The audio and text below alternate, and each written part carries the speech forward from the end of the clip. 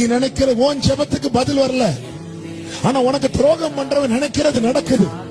அப்படி நடக்கும் போது உடனே உலகம் அப்படிதான் சொல்லும், அப்ப அவங்க பக்கம் தான் நியாயம் இருக்கும்.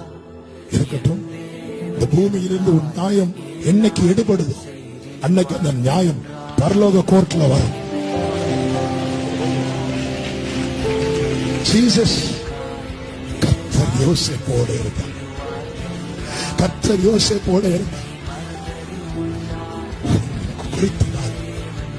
கர்த்தர் யோசேப்போடு இருந்தது யாரும் அக்செப்ட் பண்ணல.